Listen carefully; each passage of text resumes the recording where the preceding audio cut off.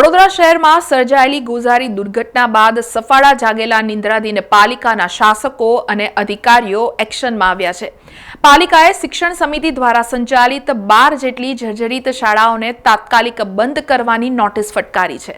જો કે વૈકલ્પિક વ્યવસ્થા માટે પાલિકાએ નક્કર આયોજન કર્યું નથી।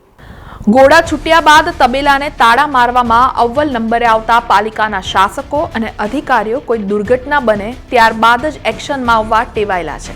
તાજેતરમાં હોળી દુર્ઘટના બાદ સફાળા જાગેલા પાલિકા તંત્રએ હવે નગર પ્રાથમિક શિક્ષણ સમિતિ દ્વારા સંચાલિત જર્જરિત શાળાઓ બંધ કરવાના આદેશ કર્યા છે। અહીં મહત્વનું એ છે કે કોઈ પણ શાળા બંધ કરવાના આદેશ બાદ તેના એકમાત્ર વિકલ્પ તરીકે જે તે શાળાના બાળકોને અન્ય શાળામાં ખસેડવામાં આવે છે। અન્ય શાળા બંધ કરવામાં આવેલી શાળા કરતાં લાંબા અંતરે હોવાથી બાળકોને આવવા જવામાં દૂર પડે છે। આથી વિશેષ તોડી પાડેલી ભયજનક શાળાઓના સ્થાને નવી ઇમારત બનાવતા પાલિકાના કહેવાતા કુશળ વહીવટને વર્ષો લાગી જાય છે। ફતેપુરાની આ પ્રાથમિક શાળા 3 વર્ષ અગાઉ તોડી પાડવામાં આવી હતી, જેનું કામ 6 માસ અગાઉ જ શરૂ થયું છે। સ્કૂલ ફતેપુરા વિસ્તારમાં હાથીખાના વિસ્તાર ફતેપુરા હાથીખાના વિસ્તારમાં આવી છે। 10 નંબરની કવિ સુંદરમ સ્કૂલ છે। 10 નંબર ને 13 નંબર આ બે પાલી ચાલે છે સવાર સાંજ ને આ સ્કૂલ તોડે ને 2 વર્ષ તો એમ જ પડી રહ્યું।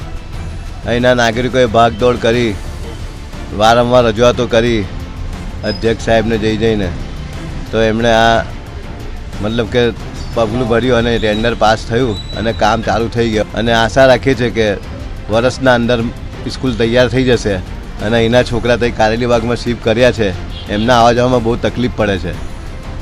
અત્રે ઉલ્લેખનીય છે કે આવી શાળામાં ભણતા ગરીબ બાળકોને અંદાજે 2 થી 3 કિલોમીટર દૂર આવેલી શાળાઓમાં ખસેડવામાં આવે ત્યારે તેમના માટે જવું આવવું કાઠું પડી જાય છે, એ સ્વાભાવિક છે। એક શાળામાં અંદાજે 150 જેટલા વિદ્યાર્થીઓ અભ્યાસ કરતા હોય છે। અધવચ્ચે શાળા બંધ કરવાથી જે શાળામાં વિદ્યાર્થીઓ તબદીલ કરવામાં આવે છે એ શાળાને આટલી મોટી સંખ્યામાં વિદ્યાર્થીઓ સમાવવા મુશ્કેલીઓ ઊભી થાય એ પણ સ્વાભાવિક છે। તમને જાણીને નવાઈ લાગશે કે પાલિકાએ અત્યાર સુધીમાં 20 જેટલી શાળાઓ બંધ કરી પરંતુ એક પણ શાળા નવી બનાવી નથી। પરેશનગર ગાજરાવાડી પાણી ટાંકી પાસે સ્કૂલ છે, કરવી પેમાનંદ સ્કૂલ, બરાબર। હવે આ લગભગ 5-6 વર્ષથી બંધ છે। હવે આનો કોઈ નિકાલ કરો અથવા કોઈ વસ્તુ કરો, કે ઉપરના ભાગે છે ને તમે જોશો ને તો ચોમાસામાં પોપડા પડે છે, એટલે ખાસ તમે વિનંતી છે કે આનું કંઈક કરો અથવા રિનોવેશન કરો।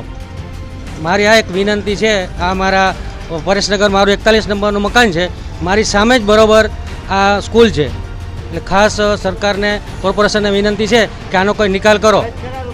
કોઈ નથી આવતું, કોઈ 5 વર્ષથી કોઈ આવ્યું જ નથી અને આ સ્કૂલ છે ને સ્કાય માર્ક પાસે લઈ ગયા છે, 5 વર્ષ થઈ ગયા છે।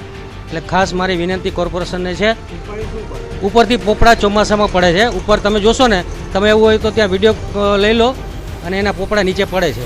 એટલે અમને ભવિષ્યમાં તકલીફ એવી છે કે કદાચ જો આગળ બધા સિટીમાં જર્જરિત થઈ ગયેલા જૂના મકાનો છે તો મારે ઈચ્છા એવી છે કે તમે આનું કંઈક કરો। જો પોપડા પડ્યા ને ઉપર પડ્યું તો અમારે સામે જ બધા મકાનો છે તો અમને તકલીફ પડે એવું લાગે છે।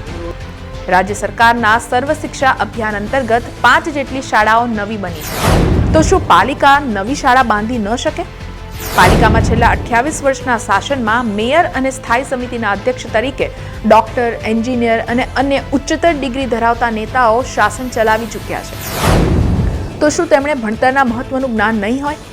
ટૂંકમાં કોઈ પણ નિર્ણય લેતા પહેલા વૈકલ્પિક વ્યવસ્થા અંગે વિચારવામાં આવે તો જ શાસન સુશાસન કહેવાય।